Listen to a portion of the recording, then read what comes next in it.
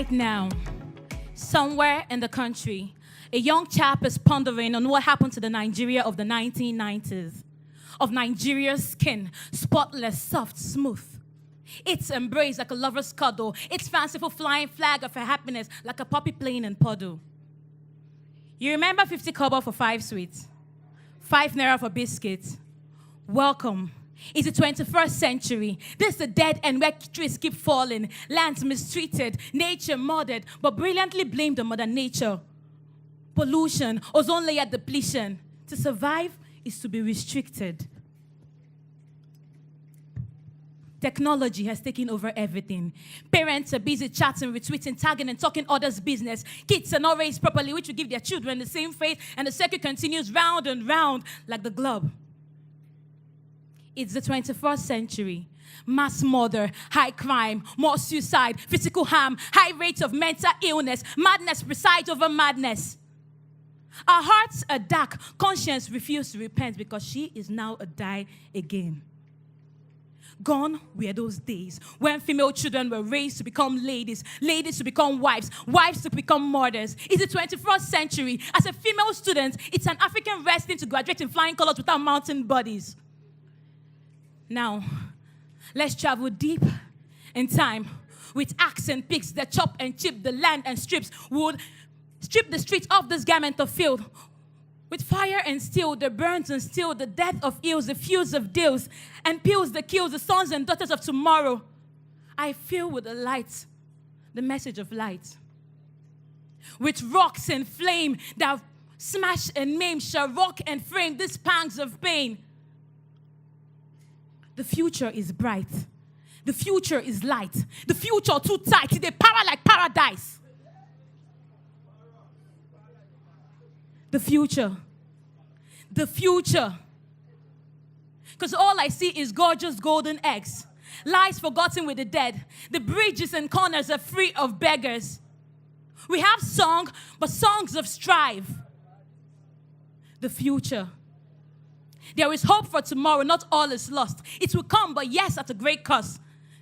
The past is in fear, for the future is near. The future is here. The future is me. The future is you.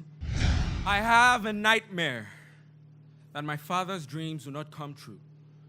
To my father, the future is bright, beautiful, and blinding, but I'm afraid my father's words are not true. I was displeased with the lies he told me so innocently because he was so full of hope, and then he was impregnated with false deceits that the future would please him. And so I flew the fence out of the house because I could not stay where the truth was not told. I stole the hourglass of life and broke it so the sands of time would take me to the past, and I had a conversation with her. I said, "Past, what is the future?"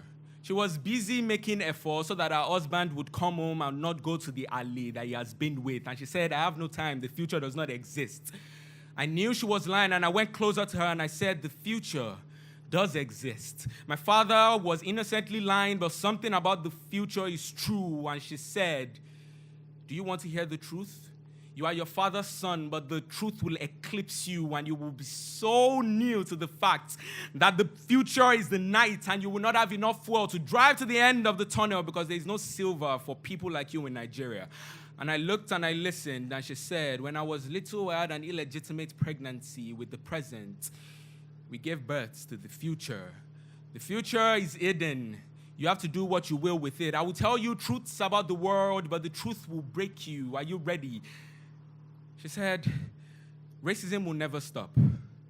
Your mothers will be never loved. Computers will rule your world. You are not the master of this craft. You will be played like music. Music so loud that says nothing in the end. You will dance meaningless dances while your sorrows stay at home. You will not dance away your sorrows." And she said, "Are you ready to listen to truth about yourself?" And I said, "Yes." She said, "These truths would hurt you, so cry. Cry so you don't take the words I have sent you and make a rope to hang yourself with. Cry so you don't become like your brothers who do not explode in tears but implode with anger and fear. Cry. For crying is not what a woman does, but what a human does." Another truth, the emotion you feel for your father is not love, not hate, not respect. It is fear. For it is fear that holds your throat captive when you cannot tell him you love him, but soon you will. When he divorces his mother for another, and you understand why mother rejoices about the joys of others, because she has none of her own, because her husband has banned it, then you will say it, I hate you. I hate you. I hate you for not loving me. Another truth, trust no one.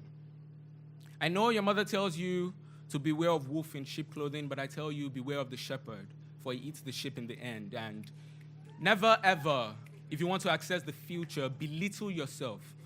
For to belittle, you have to be little.